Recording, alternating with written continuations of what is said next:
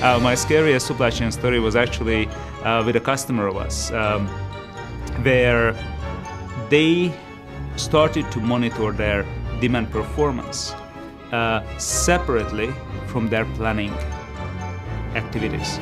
So they had one product that started to reach end of life, and the sales team heavily discounted the product to make it go away on a marketplace. All of a sudden, what the demand planning team started to notice, that there's a significant increase in demand, and started to gear up supply chain to start to manufacture more and more of the product, because all of a sudden it's successful on marketplace.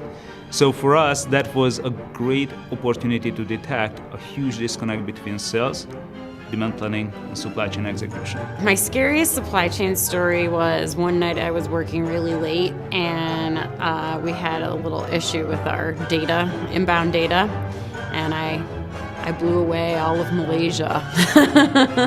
Luckily, the Kinaxis support team came to my rescue, and we were able to restore from a very recent backup package. So there was very minimal impact to the actual users. We had a specialty chemical provider that provided for us this very unique chemistry that our process depended on. It was something that we didn't need a lot of, so we didn't order often. And on a just routine order, we didn't receive our delivery, called up the supplier only to find out that they had shut down the operation, and the following week they were going to auction off all the equipment.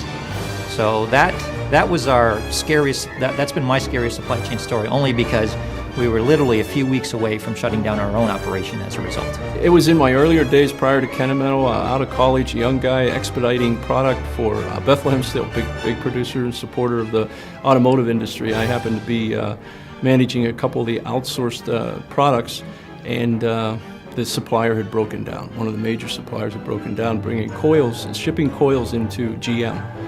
Needless to say, back then, I think a line down was equated to about $60,000 a minute, I think. And we were, there I am, a young guy, and I'm trying to figure out how to get product to one of the big three back then, GM. But we managed our way out of it. But it was, it was a very scary moment.